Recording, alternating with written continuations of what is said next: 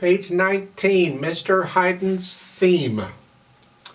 3/4 time, no sharps or flats, and you're in G position. I mean, you can look at where the fingers are, the notes are, and the finger numbers, and that'll tell you where your position is. We'll just cut to the chase. You're in G position. 3/4 time. Did I say that? I can't remember. Well, keep up. 1, 2, 3. So it comes in on beat 2.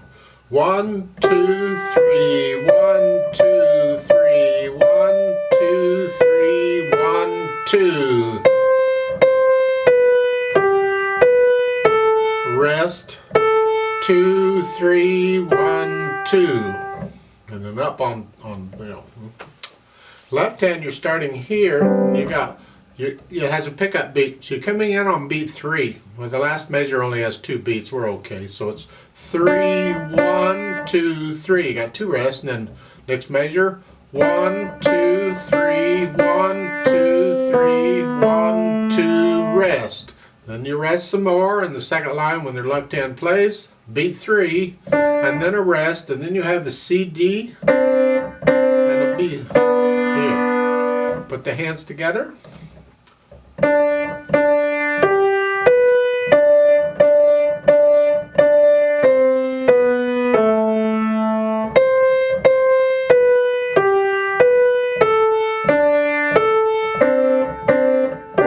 Don't like playing it for you, but that's sort of how it goes. Once you can do that okay, put in the articulation. We have slurs, you're going to connect them. And then staccatos, nice light wrist staccato. And then you have an accent there. Give a little extra oomph. And it's slurred, connect it, and then lift up. Before you play the C, in the last measure, the first line, you have an A. Before you play the C, lift up, so there's a little silence there. I'm lifting up between each slur. Second line. The left hand staccato. And connect the right hand. The left hand is staccato. Here. You can do that okay. Put in the dynamics. It starts out loud. Both hands is fine. Just loud. Whatever you think loud is. Don't get carried away with loud. Just loud. Then staccato, then accent. Now it's moderately soft. Come down.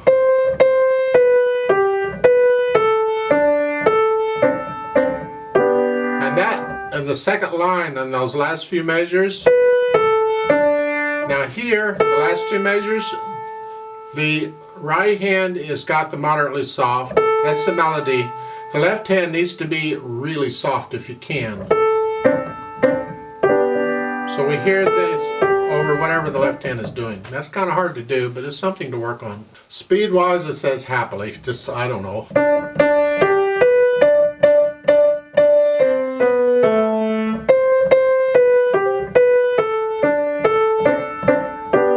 Something like that. That's what I think happily is. Maybe you like a little faster, a little slower. That's up to you. You have to be accurate. So don't let the speed get in the way of that. Just keep it accurate. Now they're suggesting transposing because you're in this position. We did this in the previous video. If you just take the fingers and move them down to a C position, you play the same finger numbers you were playing, then it just simply transposes automatically. If you can remember which finger numbers you're using.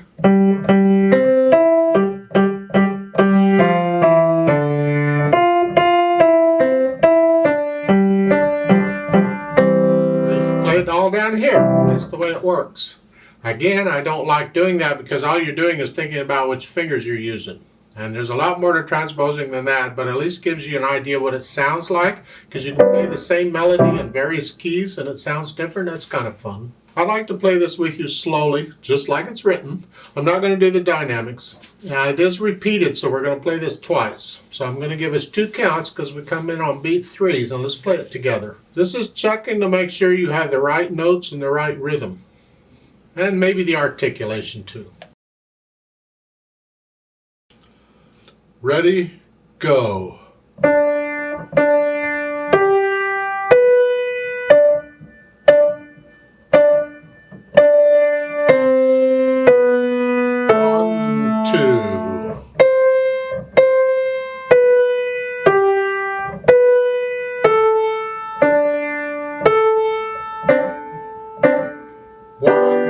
repeat